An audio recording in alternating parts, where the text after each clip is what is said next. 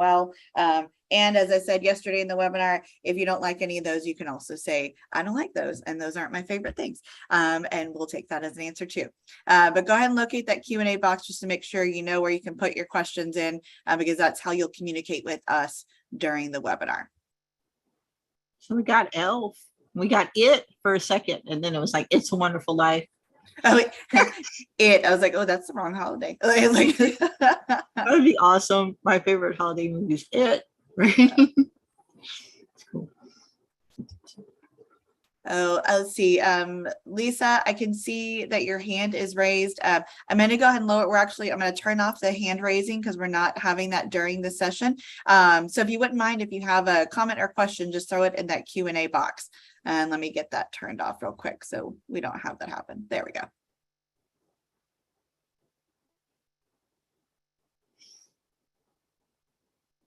And I mean, I guess who am I to judge? If somebody really loves the movie It and they feel it relates to Christmas, then yeah, it's not my responsibility to judge. Mm-hmm. Yeah, some good choices. Frosty the Snowman, Christmas Vacation, White Christmas, right? Those are all good ones. Mm-hmm. Jingle All the Way, Dominique, I like that one too. That's a great one. Mm-hmm.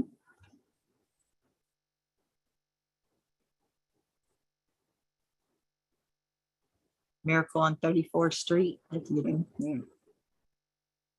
Home Alone, classic. Charlie Brown. So Angel said, How the Grinch Stole Christmas. So my question to you is the original animated or the live remake with Jim Carrey? Because those are two very different ones. Or maybe both. Maybe you like both. I see a Christmas Story. Yep. Terry, we're spirit animals. That's my favorite one. Christmas Story.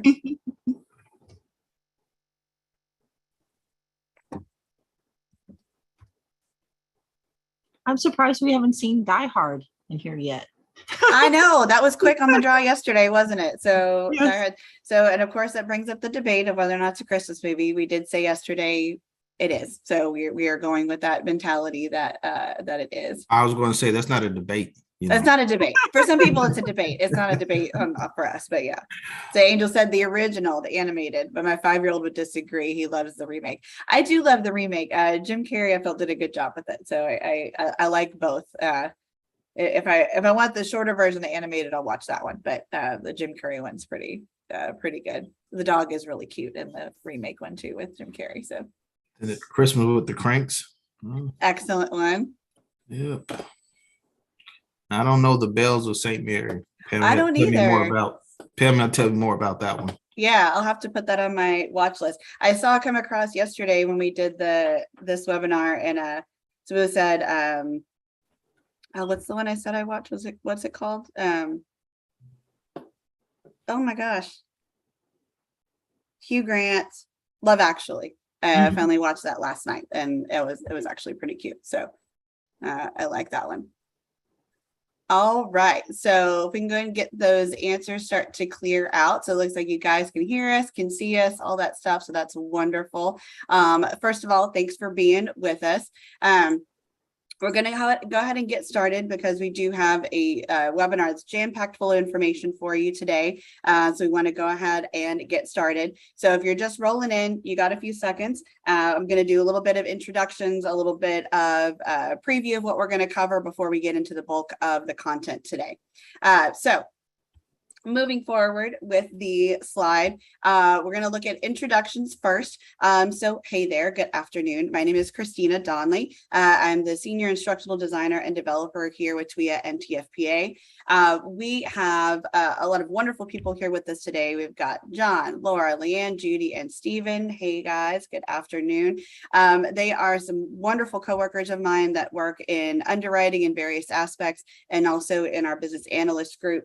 They are here to help answer questions as we go along in the webinar today. This is our second session, so we have a total of 3. We did one yesterday, it went really well, lots of great questions. We're doing our current one today at 2 that you're visiting with us for. We're also live on YouTube, so hey to the YouTube people. If you're watching on YouTube, you don't have the ability to ask questions live, but you are more than welcome after the fact to email or contact policy services or underwriting, and they would be able to answer those questions for you if you have any that we don't get answered on here. We do have one more session tomorrow morning at 9 a.m. So if you're visiting us today and you feel like anyone in your office would really benefit from listening to this live and getting questions answered live, have them join us tomorrow morning. I didn't get a chance to look ahead of time to see if there's space available, but if not, through the email, there is a YouTube link for it as well for tomorrow morning. Common question we also get before we get rocking and rolling here. The slides for today's presentation and a recording of this webinar will be available next week on our TWIA Training Center. You can see the link there. It's our TWIA.org website. And then you click agents and then training. And just a small plug for that website. That site has a ton of resources for you guys from an agency standpoint. So there are recordings of prior webinars. There's job aids for pretty much everything you do, policy changes, cancellations, user maintenance, looking at commission statements, all kinds of things on there. So that should really be your first line of defense if you're in our agent portal and you're trying to do some sort of activity or information changing to policies or renewals. That could be your first stop because there's a lot of really great, useful information in there. Additionally, major plug for that site as well, because when we launched this new system, our new agent portal in April of this year, we did webinars just like these to introduce you to that system. So there are webinars that have to do with how to submit a new application, the migration process for renewals, policy changes, cancellations. We did a specific one for administrators, if you're an administrator for your agency, as well as for the commercial side. So if you didn't attend and visit with us back in April, I would heavily recommend you take some time and go take a look at those recorded webinars to give you a good base foundation. Today, we're not covering any of those basics. So hopefully you have at least a good background knowledge of that information. We're going to move forward with some changes and some updates to our system that we've done since deployment in April. So the objectives for today, we're going to discuss updates to payment options and plans. We're going to discuss payment selections for the agents and the payment screens. We're also going to talk about timeframes to make those changes. We're going to talk about a fairly new button called the Save and Exit button. That's going to be your new best friend. And some frequently asked questions. So the first 2 sections are about updates, mainly updates that we've done since April. That you'll find very useful, I think. A lot of them you'll find are things that the agent community was asking for. Once we deployed our system in April, you guys are very vocal, which is wonderful. And we take that feedback and we take it back to our underwriting managers and to our IT department, and they've implemented quite a few of those changes that you've asked for. So I think you'll be very happy and pleasantly surprised at the changes that we've put in place.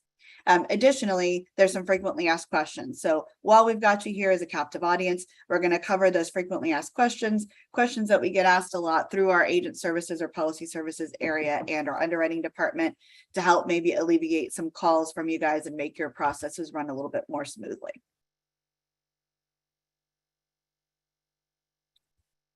So let's take a look at the payment updates. So we're going to start with those. So with payment updates, this slide should be relatively familiar for you if you visited us in prior webinars. Excuse me for the cough. I am getting over a little cold and I have a little cough coming on. So this square chart should be pretty familiar for you if you have attended other webinars with us, but if not, we're going to go over it today anyway. What I've done is bolded the changes or updates that we have done to the system and to our payments and payment methods and payment plans so that you can see the differences. So I'm going to focus just on the top left for a second for EFT. So it's really important. We had a lot of confusion yesterday with terminology. So I'm going to work really hard to make sure and keep our terminology straight. So we make sure that we're all talking about the same thing, especially when questions are coming across. And I think I mentioned it early on, but just in case, we are going to answer your questions live. That's why these awesome individuals are on here with me. So if you have a question with the content that I'm covering, find that Q&A box where you put your favorite Christmas movie or song, drop the question in there, and they will respond to your questions. I'll pause periodically throughout the webinar to see if there's any really good questions that we want to bring up to the group as a whole, so everyone can see and hear those questions and answers. So first, EFT. EFT, first and foremost, used to be only full pay. So that's why the bolded for that first bullet point there shows that EFT can now be used for full pay, 2 pay, 4 pay, or 10 pay. And those are our 4 payment plan options with TWIA now. What that means is that first payment is made by the agent. So meaning when you are in your new business application or renewal and you get to that payment screen, if your agency is enabled for EFT, that will be one of your selections in the drop-down menu for the payment method. You can select that EFT option. Then you'll also be able to select what type of payment plan. Do you want to pay it in full, or do you want to select one of the 3 payment plan options? If you select a payment plan option, you'll still be able to make that first payment or that down payment through the agent portal using EFT, which means we are drafting from the agent's account. So that's a really important point to make a distinction on, that that draft for EFT is pulling from the agent account. Your agency also must be enrolled for that. So it could be possible that when you go into your next application and renewal, you don't see EFT as an option, and that's okay. That just means your agency has opted to not sign up for that. It's something they can't always enroll for, so you'd have to talk to your administrator about that, but it could be possible that that option just doesn't exist for you. Then what will happen is that additional payments will be made by the policyholder. So let's say, for example, you chose EFT to draft from the agent's account and 4 pay. What that's going to mean, like the slide says, is your first payment is going to draft via EFT from the agent's account, and then there's going to be 3 subsequent payments that need to be made. Those will be made by the policyholder, and they can do that in a couple of different ways. A check can be mailed to us through our various varieties of mailing in or one of our approved mailing methods, or they can use our policyholder portal. We are not in this webinar going into a lot of detail regarding the policyholder portal on this webinar. But again, if you look at that training center, there's a lot of content about the policyholder portal if you're interested in learning more. We're going to talk about it very briefly after this slide, though. For that policyholder portal, they can choose to pay via e-check or credit card, but that is specifically for the policyholder. Moving over to e-check, e-check had a similar change. So e-check used to be full pay as well, and now you can allow for 2 pay, 4 pay, or 10 pay on that payment plan as well. So e-check means that it's drafting from the policyholder account. So really, really important distinction there. I'm going to bring up my handy dandy little drawing tools here and point out those differences. So you've got e-check for the policyholder account here, and then EFT is drafting from the agent account. So just really important to make that distinction between those two. If you select e-check, as I mentioned, it's going to draft from the policyholder account, but similarly, it's just going to draft that initial payment or that first payment. Then any additional payments that need to be made for their payment plan schedule, they can pay either through the mail or pay through the policyholder portal. Moving down here to Insured Direct Pay. Insured Direct Pay has all of the options available, and it always has, but it's just good to reiterate that information for you. Insured Direct Pay means they can pay with full, 2, 4, or 10 pay. Those payments can be made either via check, through the mail, or through that policyholder payment portal that I was mentioning. And additionally, we had some questions yesterday about premium finance. Premium finance is definitely still an option, but what happens is those premium finance drafts and checks come in through the mail. So that would be a selection for Insured Direct Pay, and we would receive those checks from the premium finance company and the insured for their down payment. That is full pay only. So that's an important distinction to make there too. With premium finance, the entire premium comes in combined between the insured's check for their down payment and then the draft from the premium finance company. And then they would pay their payments on their payment schedule to that premium finance company directly. Another important point to make there is keep in mind the premium finance company does charge fees associated with their specific finance agreement. If you select a payment plan through TWIA, we do not have any sort of fees associated with selecting one of these payment plan options. So if you do have a policyholder that needs a little bit more time and needs to spread out those payments, our payment plans are a good thing to consider, at least because there are not any fees associated with it. And then lastly, the bottom right talks about mortgage escrow. So mortgage escrow is also full pay only. And with mortgagee escrow, a change that we made that you can see bolded there is that you can select EFT or e-check to pay the premium with the application to allow for policy issuance at closing. So we know this is an important point. A lot of agencies bring that up, that if a policyholder is closing on a property and they're needing to show proof of insurance and proof of coverage with us at closing, sometimes that can be a little difficult to do without the payment coming in. So an option is that you can go ahead and select EFT or e-check for this initial premium term to get the payment applied, and then any subsequent years for renewals, that mortgagee escrow payment plan would take over. So I am going to move forward on my slide, and then we'll do some pauses for some questions. So for payment options for TWIA, this is just a little recap. So through the agent portal on your left-hand side of your screen, you can see the different options we have available. EFT, as I mentioned, if your agency is enabled, that's going to draft from the agent account. E-check is an option, which will draft from the policyholder account. Insured direct pay is another option, and that one can be the policyholder can pay through the policyholder portal, or they can mail in checks through the mail. And those can be checks from the agency, from the policyholder, from the mortgage company, or the premium finance company if they're choosing to premium finance. And then, of course, mortgagee escrow. On the right-hand side of your screen, we have the policyholder portal options. So if they choose to go in and pay through the policyholder portal, they can either pay via e-check, which again is drafting from their policyholder account, and there is not a fee associated with that whatsoever. They can also choose to pay via credit or debit card. If they choose that option in the policyholder portal, there is a fee associated with that.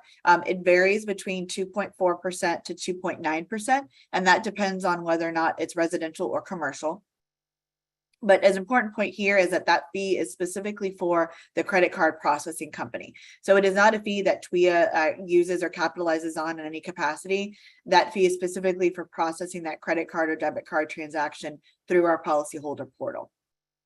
So that would be the only way that the policyholder would receive any sort of additional fees to them, is if they choose to pay by credit or debit card, and that would be directly to that processing company.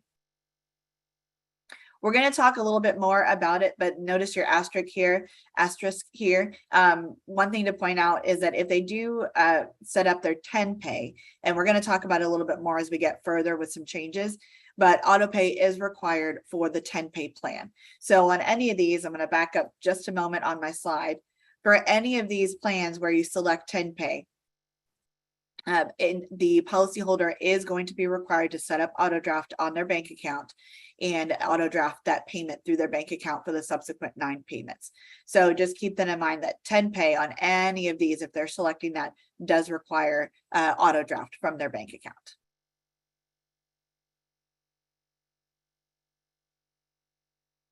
So with that being said, I'm going to take just a quick pause here, see if we have any questions that have come up. I've seen the questions have been a little bit quiet, which is okay. But do we have any questions? Let's see, Leanne or Laura, Judy, John, that have come up that we want to address together?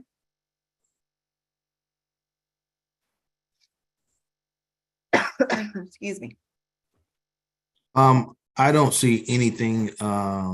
I think everything is pretty much spin into a specific situation. So I think we're good to go on the payment front so far.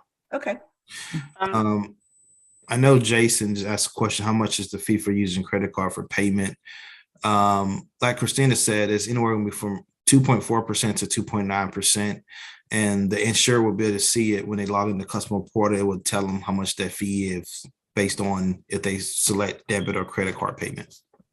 Exactly. Yeah. And so that percentage is based on what they're paying at that point in time. So for example, if they're selecting for pay, right, and they're choosing to pay with their credit card, whatever the dollar amount is of that premium payment, excuse me, that they're making right then, it's going to calculate that 2.4 or 2.9% right there on that screen and show them exactly what that dollar amount equates to.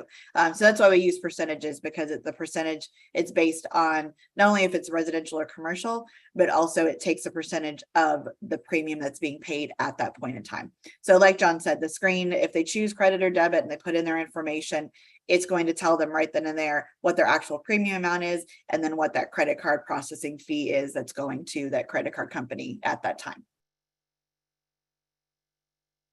Okay. And Leanne, did you have something that you wanted to bring up? Yeah, we got the question about agents being able to process payments, credit card payments on behalf of the policyholder. And so I just wanted to reiterate that the credit card payments from the policyholder's account is only going to be available on the policyholder portal, because that's where they will input their credit card information in order to draft. Exactly. That's an excellent point. Yeah. At this point in time, we know that that's a question we get asked a lot. And I know that's a want and a wish list, but at this point in time, you can see on the screen, the credit card or debit card processing is only for the policyholder portal for the policyholder on their end. And the reason for that specifically is because there are certain disclosures that they have to agree to be able to draft from those credit or debit cards, or even the e-check on the policyholder side. So that information all stays on the policyholder portal and is for them specifically to use.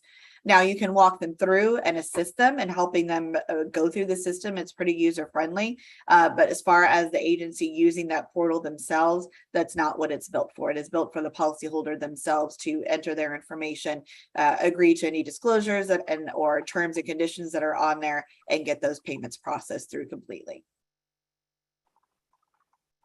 Okay. All right.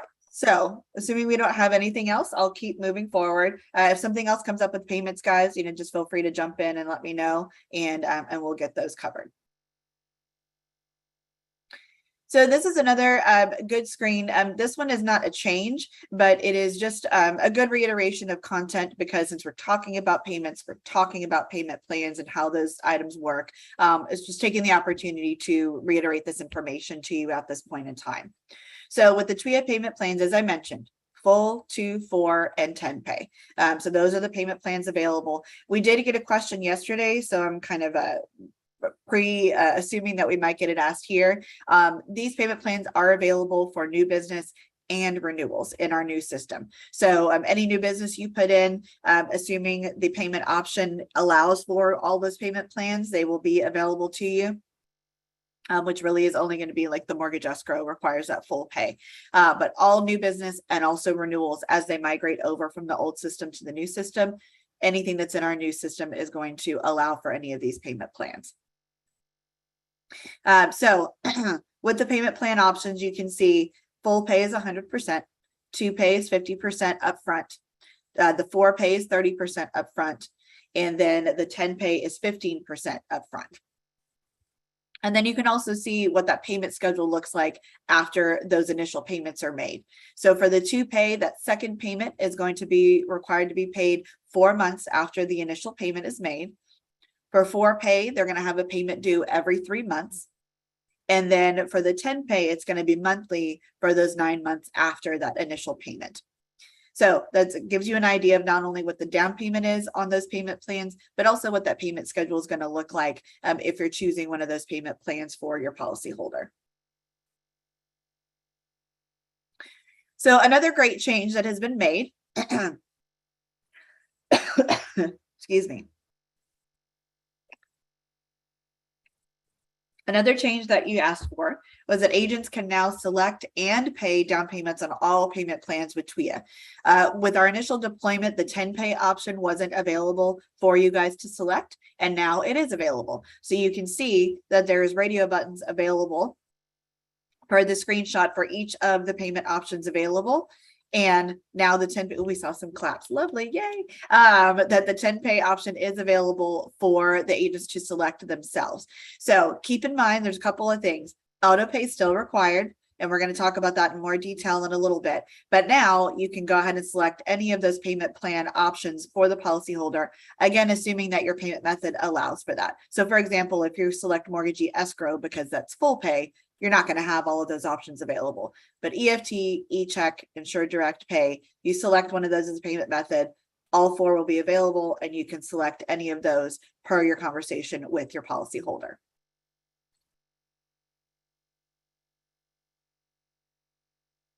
All right, let me get my screen moving forward here. Okay, so a little bit more on that 10 pay selection. So we mentioned the 10 pay is now available. Yay, it's wonderful, it's great. You can select that now for your policyholder. But notice in this screenshot, if you click that radio button for the 10 pay, we have this disclosure that pops up. So I'm going to read that to you real quick. So if you select 10 pay, it says this payment plan requires the policyholder to enroll in auto pay in the policyholder portal. A valid policyholder email address is required for the policyholder to receive enrollment information and billing notifications for this plan. If auto pay is not set up, very important, the policy will default to a 4-pay plan without written notice to you or the policyholder. So really, really important. Yes, you can select that radio button for the policyholder and select 10 pay for them. However, they have work to do on their end in the policyholder portal. They're going to have to go in and put in either their e-check, their bank account information, or their credit card or debit card information and set themselves up on auto pay. So those subsequent 9 payments can draft from that payment account. So that's really, really important. You got to think 10 pay has got like a 2-part process. You can select 10 pay on your end, but the policyholder also is going to have to go into that portal. And that's why that email address is so important. By putting in that email address in their new business application or renewal, they're going to get an email address that or email to them that notifies them how to set up their account in the policyholder portal and how to set up auto pay. So really important disclosure there. 2 parts. You can click that radio button, but they have to go set it up on auto pay as well in the policyholder portal. So you'll also notice we've got these view buttons that are new. So alongside of each of the installment options, you've got a view button. So if you click on that view button, I'm going to advance my slide. You get an example of a proposed payment schedule. So the reason we say proposed is that what this is pulling is information in that application at that point in time. So what it's assuming is that you're going to send in a payment to hold the effective date that you have put into the application or renewal, and that the premium isn't going to change. So for example, if you went in after the fact, after you click this and you change their deductible, or you change the dollar amount that they're being covered, some sort of change that creates a premium change, obviously this is now going to adjust based on that as well. So that's why it's really important to say it says proposed, because until that application or renewal is in and submitted and issued by TWIA, those figures aren't locked at that point in time. So it should be relatively close unless you're making drastic changes to the application or renewal, but at least it gives you a rough idea based on the effective date that's in there at that point in time, and based on the premium that is being calculated at that point in time, what that payment schedule will look like. So this is just an example of a 4-pay. So obviously if it was a 10 pay, it would show the schedule for the down payment and the other 9 payments. 2-pay would show the 1 extra payment at 120 days. It would change based on the type of TWIA payment plan that you are selecting.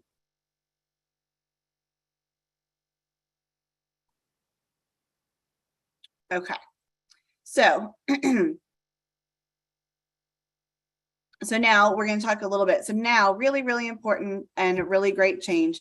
Now payment methods and payment plans can be changed after the offer is submitted up to the offer expiration date. So this was something that you guys also asked for. That was a huge, huge request. Another clap. Yay, yay for claps. Another thing that you guys asked for, and we listened, we heard you, and we're able to implement changes. So even if you have gone and you've selected a payment method, let's say, for example, you went and you selected insured direct pay, and then you've submitted it, put it through, and before that offer expiration date, the policyholder is like, actually, I want to draft from my bank account. You can go in, you can make that change, make that payment method change, make a plan change if you want. If they want to go on a payment plan instead of full pay, you can do that up to that offer expiration date. So it's a really great change, something you can make changes to even after that offer has been submitted.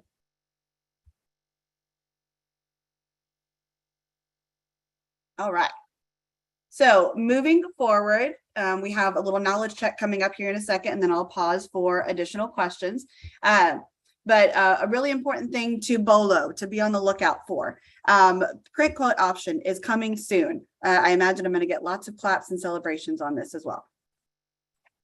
And so this is a huge request that the agents were asking for. Now I'm saying coming soon because I do not have a definitive date. However, soon means very soon. It is very, very, very, ooh, look at all the happiness. It is very, very, very much in the final stages of being developed. But I don't have an official date yet, so I don't want to promise something and then it not hit that target date. But it should be very, very soon. Final stages of our quality assurance check, trying to get that in the system. So be on the lookout for your agent bulletins that we send out to you about all these updates that we make to the system, because that is going to be coming soon to allow you to print quotes for your policyholders and give them to them as needed. So yay, I love all the happiness. It's wonderful. Okay, so now we have a knowledge check. So I'm going to launch the first knowledge check that we have for you guys. So give me just a moment. Let's see. So this is our payments knowledge check. This one just has one question. So I'm launching that to you right now.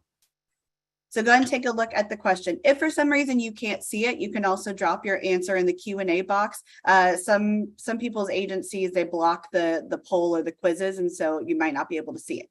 But the question is, if you can't see it, agents are now able to pay the initial down payment on all TWIA payment plans. So it's a true or false question. So think about your EFT, your e-check, Insure Direct Pay, any of those where they might be making some sort of payment plan. Are the agents now able to pay that initial down payment on all TWIA payment plans? I'm going to give it about 5 more seconds so we can keep moving forward.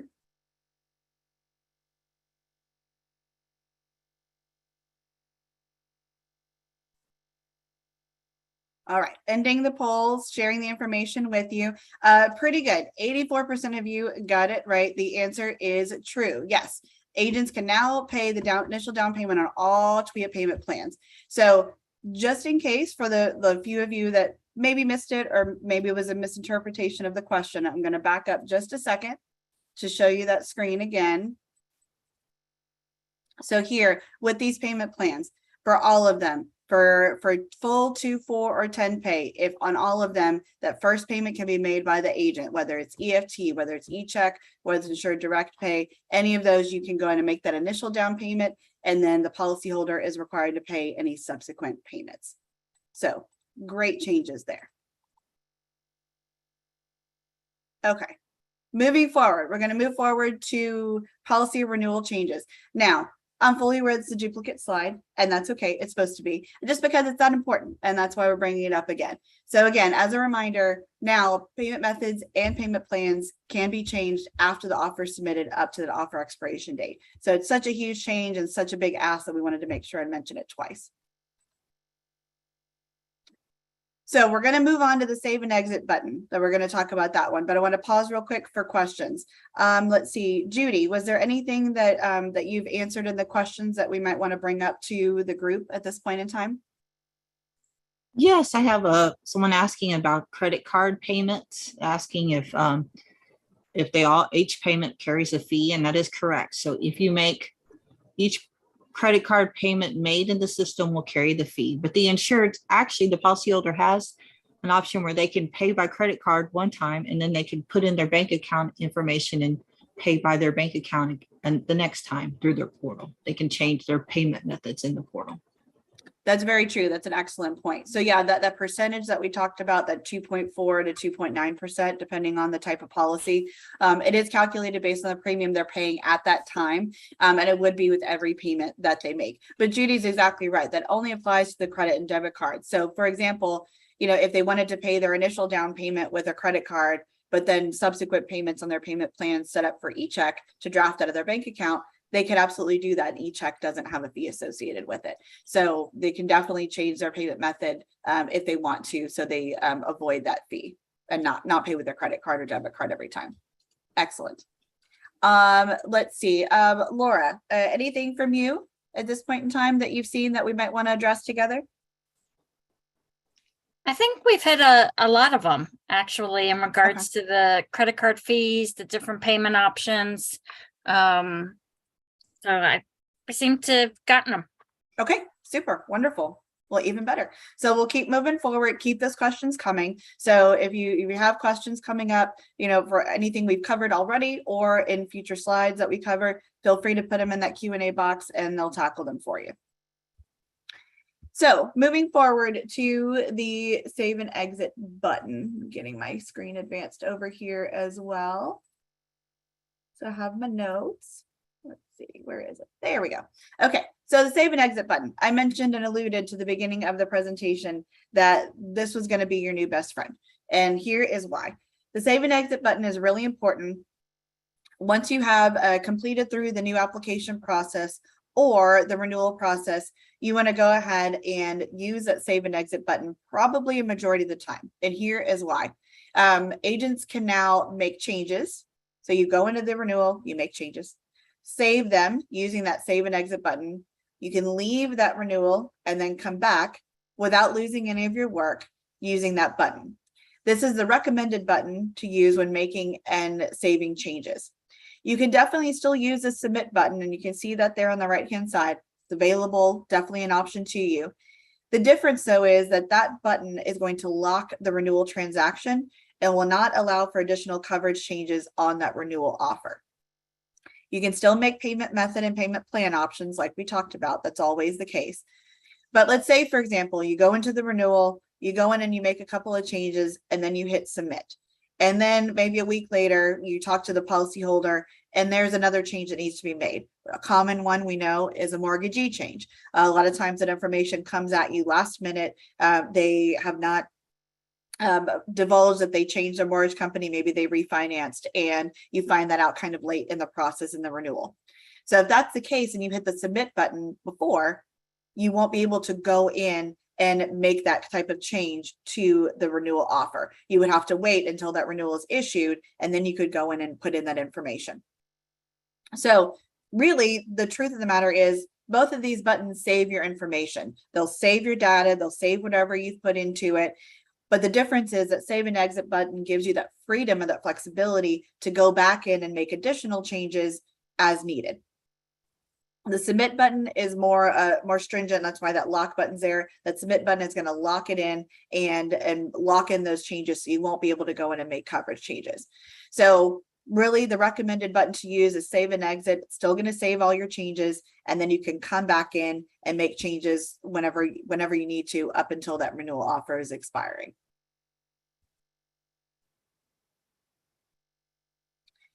So kind of associated with that, or piggybacking with that, is the draft status. So if you go in and you make changes, but you don't save them, if you haven't saved them by that save and exit button or the submitted button, and you leave that application or that renewal, in a draft status, it can cause some problems down the road. So renewal changes that have not been quoted and saved, the changes to your renewal could be lost. Your renewal can revert to the original renewing version. So whatever the old data was in that renewal application will revert back to that. And it also could be possible that your policyholder is unable to pay in the policyholder portal. So what's really important here is, honestly, and I'm going to backtrack one slide for a second, anytime you go in and make changes to a renewal offer, really at any point in time, if you think that that's something that's going to hold on that application, go ahead and hit that save and exit button so that information can be saved. It will requote that application and will save that information so your renewal doesn't end up in the draft status. Now, how do you know if that happened? Well, if we move forward a slide here, you can see on this example here on the screenshot, the bottom right here with this green box shows this specific renewal on this account is in draft status.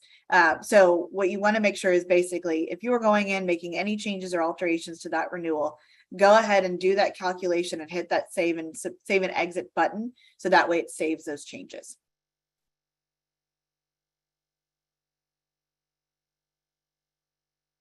Knowledge check. Okay, so we got another knowledge check here. Give me just a second to get that one going.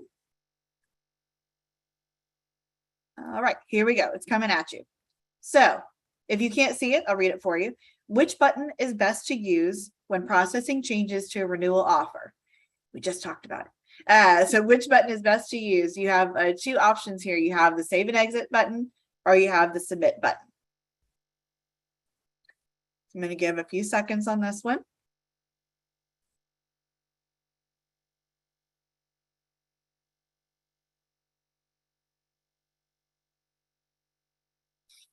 Give it about 5 more seconds so we can keep moving forward.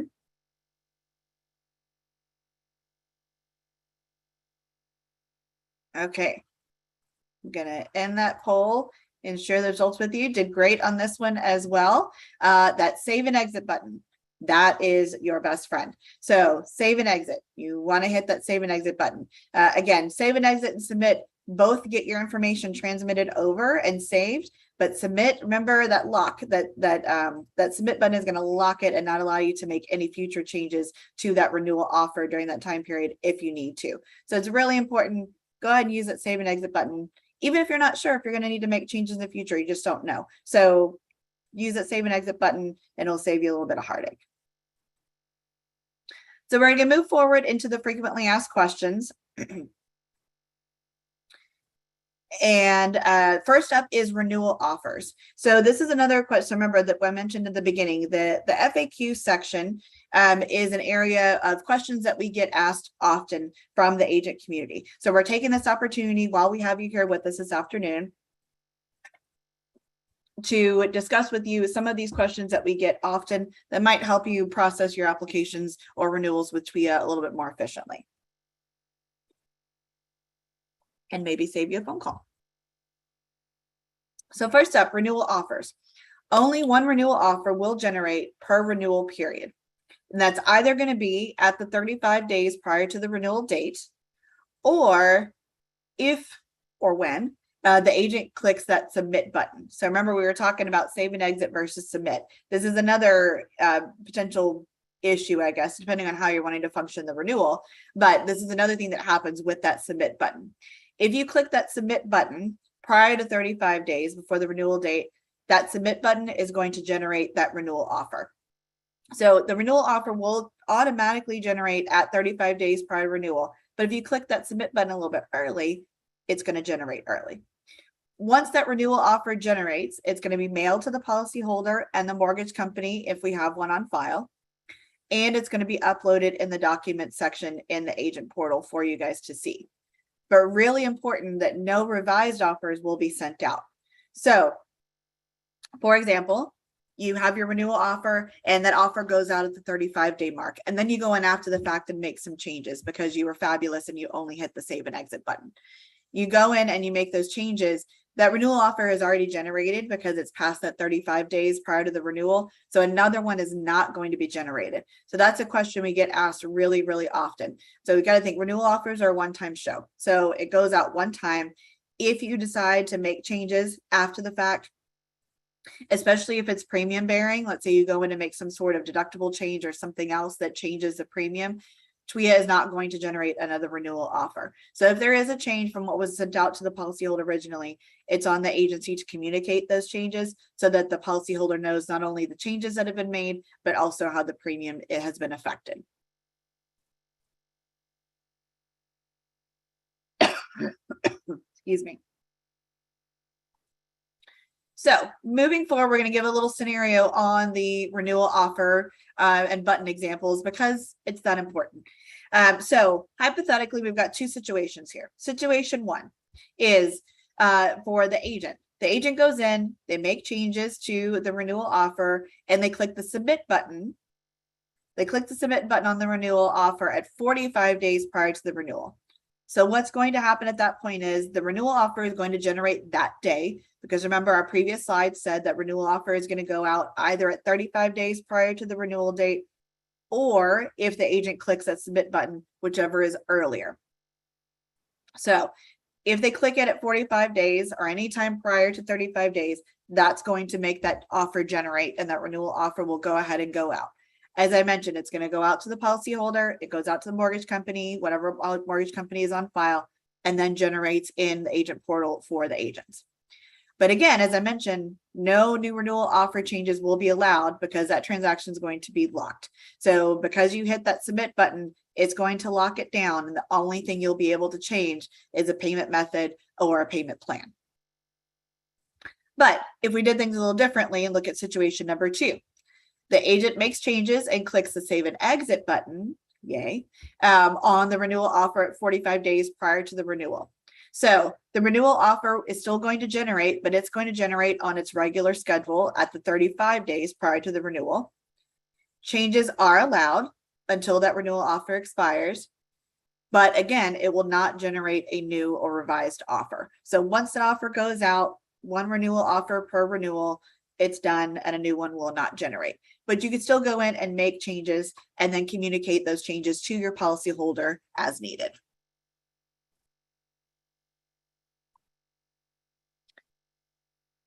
So I'm going to keep advancing a couple of slides here, and then we'll pause for some more questions. So other important FAQs that we receive are frequently asked questions from the agent community. A really important one is to be sure that you leave the renewal with the proper coverages desired. So the next bullet points give you an example of some common situations that we see and agents call in about. A common issue we see is agents adjusting the renewal offer to quote different options, which is completely fine. Maybe you're going in and adjusting deductible, maybe you're adjusting coverage amounts to give the policyholder an idea of different coverages and different premiums. But then what happens is the payments are received and they don't match the renewal offer, how it was left. So if you're adjusting coverage for various quotes, what you want to do is be sure that the renewal is left with the proper data that matches the premium we receive. So it's totally fine to go in and make those adjustments, recalculate the premium, to play with those numbers and see what's best for your policyholder as far as coverage and premium is concerned. But just make sure once you communicate with them and you settle on the renewal offer and the data being put into it, that it is saved using the save and exit button with the same data of the premium that they're going to be mailing in. Because if not, and there's an issue, then we're going to have an issue trying to get that renewal issued. So just make sure that last data that's put in there matches what that policyholder is wanting for their premium. So that way, when that premium comes in, we have it matching and everything's good to go.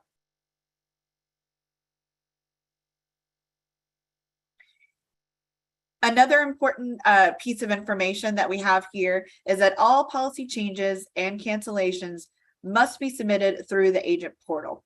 So sometimes we get policy changes or cancellations sent into us through the email. Sometimes they're called in. The agents will call in and request these policy changes or cancellations. Or sometimes we get uploaded requests to the agent portal area. And it's really, really important that you go ahead and use the buttons inside the agent portal. And I'm going to show you those buttons here in just a minute. But you want to make sure and to use that data through the agent portal, use those buttons and make sure that you're submitting it through the agent portal. If you do happen to email something or call it in, it's not going to be processed, and we're going to recommend and tell you to go ahead and go in the agent portal and submit it the proper way. So it's just going to cause a delay for your policyholder and for you for getting that policy change or cancellation processed. Another important question we get is that if you do a midterm change, so let's say you're in the middle of your policy, middle of the term, and there's some sort of change that happens that has a balance due that increases the premium. If that happens, one of two things is going to happen. Either that premium increase is going to be divided over the remaining payments on the plan that's due. So let's say they're on a 10 pay and they have 5 payments left. If there's a change that occurs that increases that premium, that dollar amount is going to be divided over the next 5 payments. So that way that increase can be paid accordingly to their payment plan schedule. If the policy was paid in full at the beginning and there's not a payment plan, the insurer is going to have 30 days to go ahead and make that payment to allow those changes to be paid for fully. So after this slide, I'm going to pause here for additional questions. So for policy changes, I mentioned you want to submit it through the system, right? So it's really, really important that you submit through the system. So what we get a lot of calls on is sometimes people are actually on the account level, which is what you're seeing on the left-hand side of your screen. So it's really important here for people to kind of know where they're in the system. So if you're on the left-hand side on the account level, and you can see you've got that A, let me use my handy notations here again, that A here at the top is giving you an idea that you're at the account level. It could be an A or it could be a C for commercial. If you're up here at the account level, you'll see the policyholder's account information, and then you see the issued policies listed under here. So you're at like the next level up from where you need to be. So if you're at the account level and you see the policies listed, here is where you're going to want to click for that policy number. If they have a listing because they have multiple policies, you want to find the policy that you're trying to make a change to, click that hyperlink, and then it's going to take you over here to the right-hand side. Once you're actually in the policy, you can see how you can see the actual policy number here. So that differs a little bit from what you see on the account level side.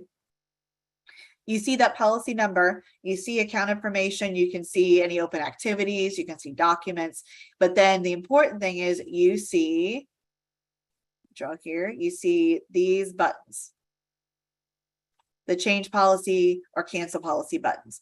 So if you find yourself going in, trying to make a change or trying to make a cancellation, and you're like, I don't have these buttons, I don't see them. More than likely, it's because you're on the account level, which you're seeing on the left-hand side, versus the policy side on the right-hand side. So that's really important to keep in mind. If you've got a listing of policies there, click on that policy that you're wanting to make that change or cancellation to, and that should open up an example of what you see on the right-hand side. Click your change policy or cancel policy and follow the prompts to finish your activity that you're trying to do for that policy. Okay, so cleared my drawings here. I'm going to pause here for questions. What questions are we having? Let's see, John, we'll go to you first. Any questions that we've received that we want to talk about the group with?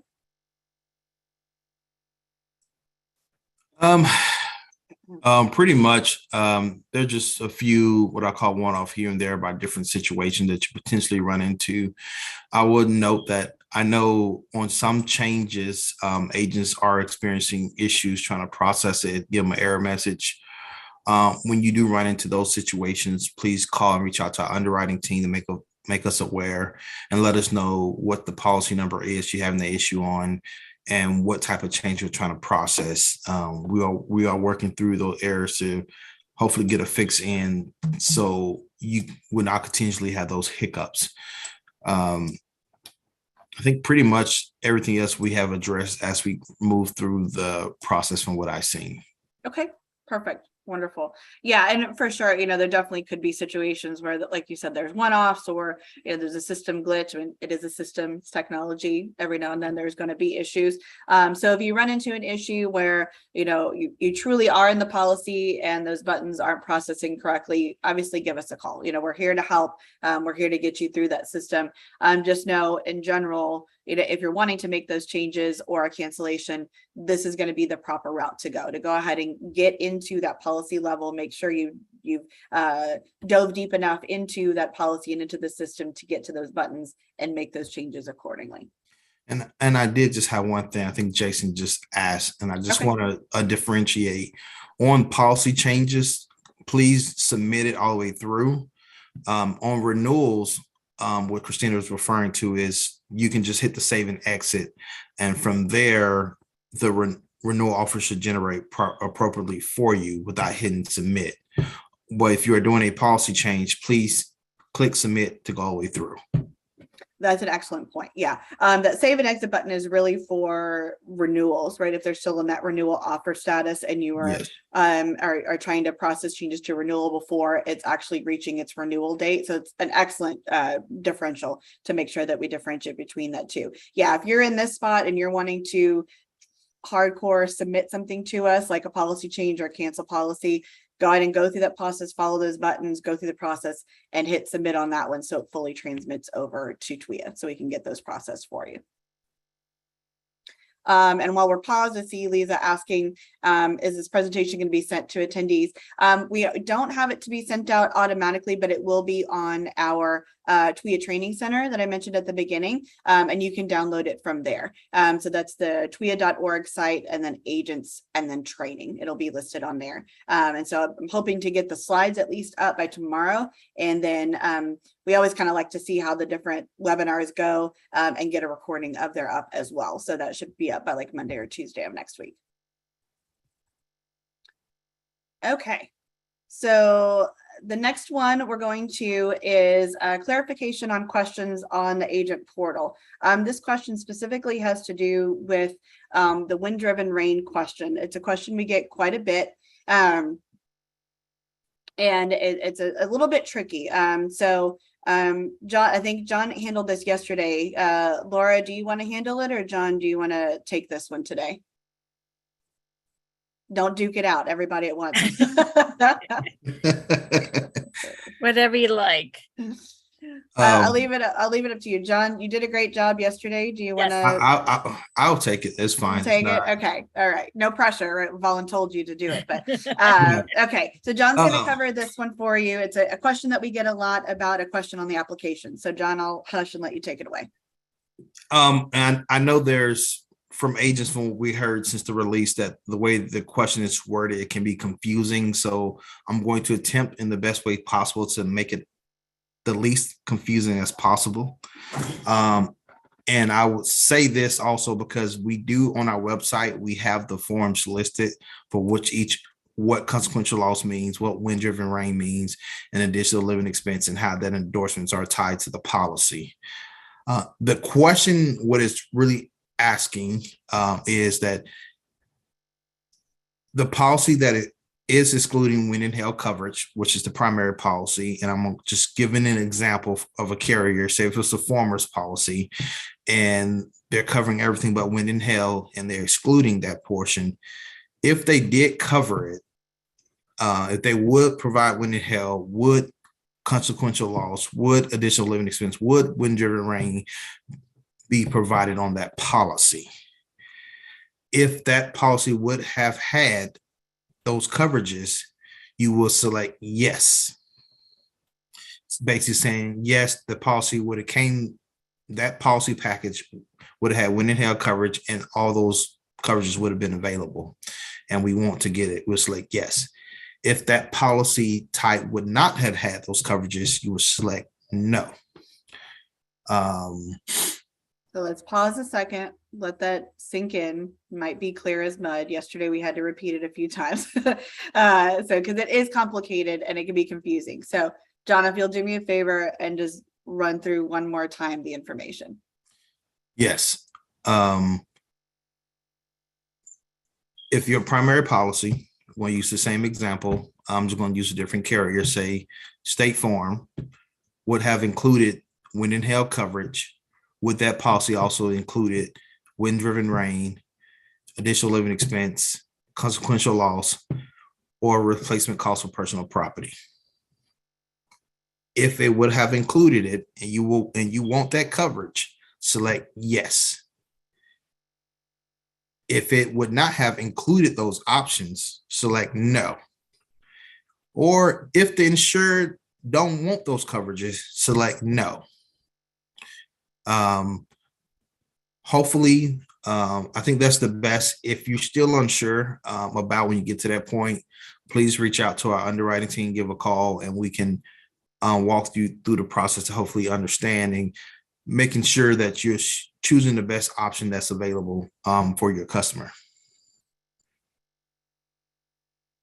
And wonderful. Thank you, John. And I see you asked a question, and when you say not included on the primary, I just wanted clarification. Make it wind-driven rain if not included on the primary.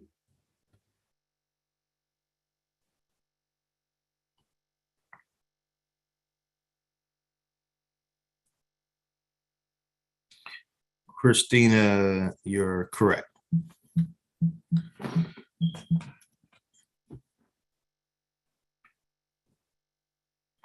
Yes, Christina, you're correct. You're correct. Most TDP policy, which are tenant dwelling policies, does not offer wind-driven rain coverage if they would include wind and hail. So more than likely, it's no. So again, so we know we also know that the wording is, a little bit strange on the question. So we do have some tickets in to try and get the wording changed, is a little more clear. But make sure, it's really important to answer the question correctly. So like John said, if you're unclear or you're not sure exactly what you need to answer, then go ahead and give a call to underwriting. We can address it. Are there any of these you want to answer live, John? Or are they?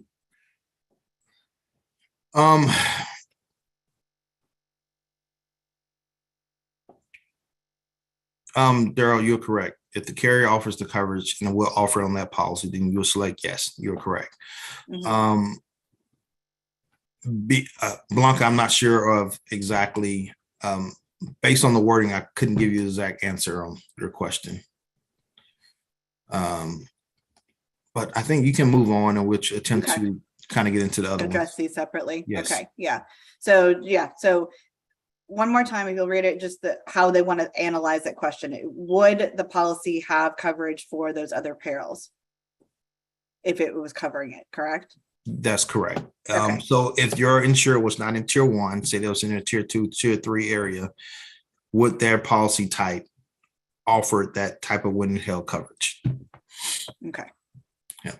There you go. So yeah, so we know it's a little confusing. Grateful for the questions. If you have further questions, you're not exactly sure, like John said, reach out to underwriting, and clarify. The important thing is, to make sure that you feel comfortable answering that question when you're going through these applications. So if you need a little more one-on-one, give us a call. We can go through it with you and make sure that question makes sense for you. Okay, so I'm gonna move forward because we do have we just looked at the time. So we are running a little bit over. We're almost to the end, so I just have a few more slides. So if you want to give us like 5 more minutes, we'll be ready to go and we'll release you back to your normal day. So and then the awesome people online with me will continue to answer questions on the side. So another common question we get is about the retrofit building code credits. So these can apply to homes, may apply to homes that are built prior to September 1st, 1998. But they must have a certificate of compliance that shows retrofit. So on the left-hand side of your screen, you can see where that retrofit is highlighted in red. It's just an example of a certificate of compliance, and it shows that retrofit. So if you're answering that question on the application, are they eligible for that retrofit building code credit? They do have to have that certificate that shows that retrofit credit. And that's where you would see what that looks like.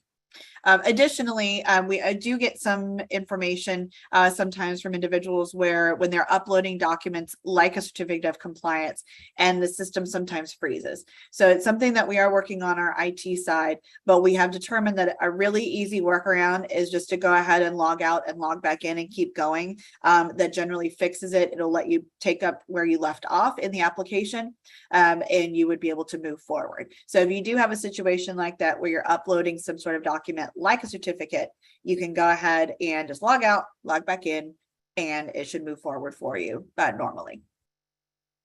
So a couple of other things to be on the lookout for. So we already mentioned the print quote, but again, it's so good and awesome. We're mentioning it again. Print quote coming soon. Pay attention to your agent bulletins that come to you. Additionally, a couple of other changes that you're going to have coming to you. So really paying attention to those agent bulletins is going to be really important.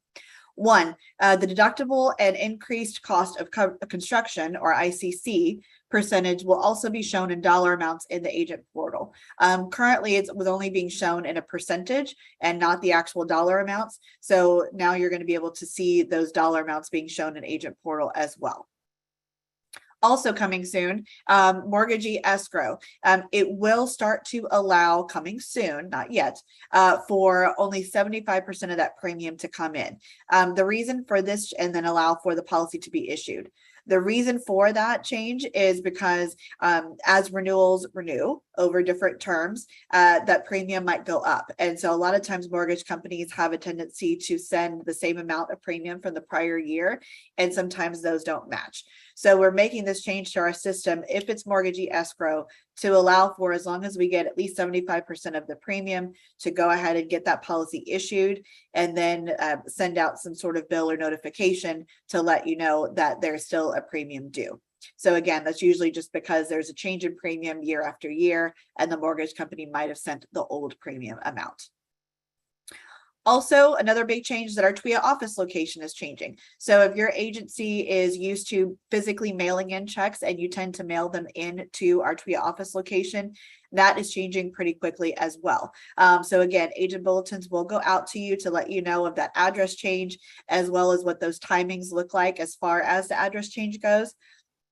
I know we will have a large overlap where we'll make sure that any payments being mailed into the old address get forwarded or collected so that we don't have a delay in payments and processing. But be on the lookout for that. So that way, if your agency does tend to use the TWIA physical address for mailing in payments, that address is changing soon. So last knowledge check. So this is your opportunity to get your last questions in. I'm going to launch this last quiz for you for your frequently asked questions. Here we go. Okay, so in case you can't read it, the first one is, what is the proper way to submit a policy change or cancellation request to TWIA? So the options are upload a written request to the policy, call in the request, process the change or cancellation through the agent portal using those buttons that we talked about, or email the request. The second question is, a revised renewal offer, this is true or false, a revised renewal offer will be sent out to the policyholder, mortgagee, and generated in the document section of the TWIA agent portal if changes are submitted after the initial offer is generated. So true or false, a revised offer will go out if changes are made. And the last one, true or false also, you're able to make coverage changes to the renewal offer that has already been submitted. So again, that's that submit button versus save and exit button. Little cheat there.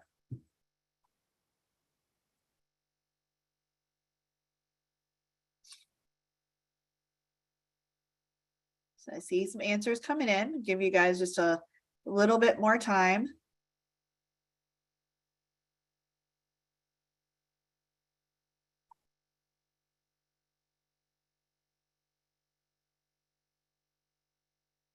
Get about 5 more seconds.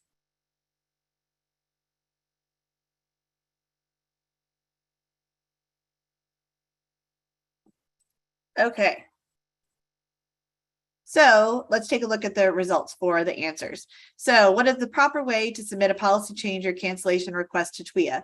This one is tricky because I said select all that apply. I'm kind of known for having tricky questions. The correct answer is process the change or cancellation through the agent portal in Policy Center.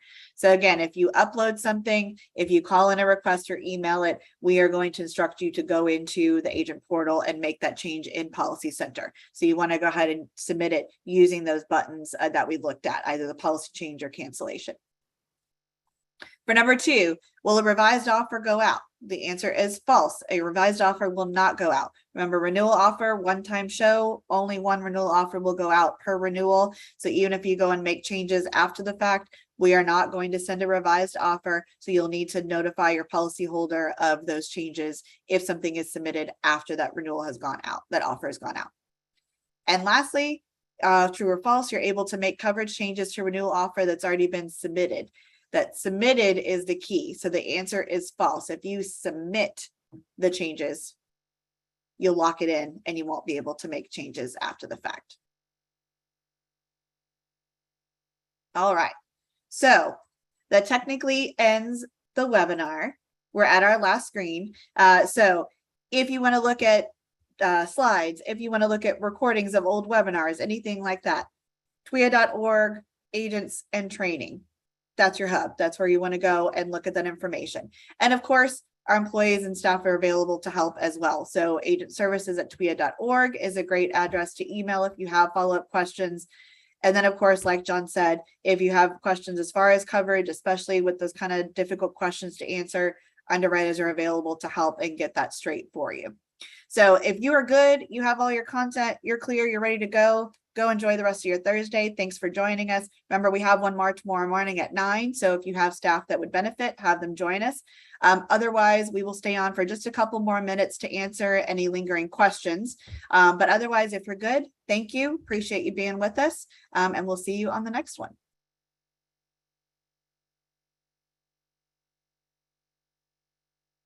Looks like we have a couple of follow-up questions being answered here. So give it a second.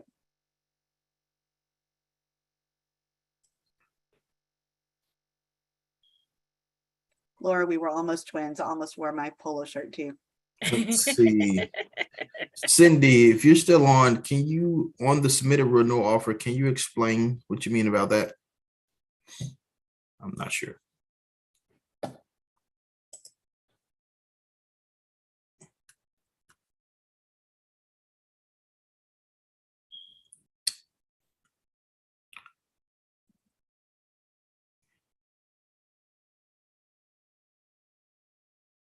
Okay. The insured should be on the renewal, Cindy. They should be able to choose different payment options. Mhm. So the same payment option is available on a new application. It will be available on a renewal also.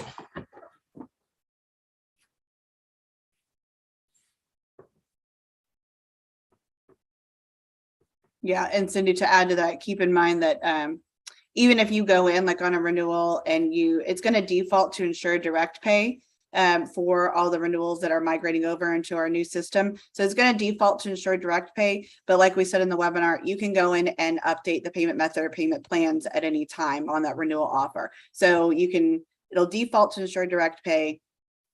But you can then have that conversation with your policyholder, present all the options. So EFT, e-check, the policyholder portal, mortgage escrow, any of that stuff. You can have that conversation with your policyholder, and then you can go in and make those changes to the plan or the method, and then use that save and exit button to save that information. So you can make those changes at any time, and those are available to them. And the policyholder themselves, if they register in the policyholder portal, and that's where their email come in vital, they can select the payment method also. So what they choose, the payment options.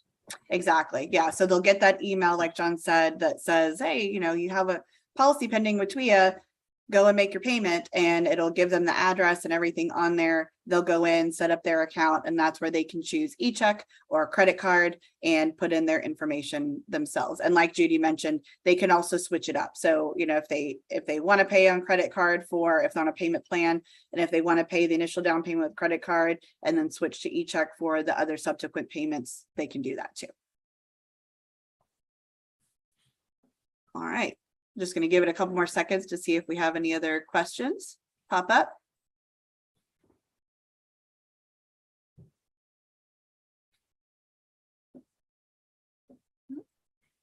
All right. I don't see anything coming up. All right. If you're still on the line, thank you guys for joining us. We really appreciate it. We'll see you on the next one. Have a good one. See you later.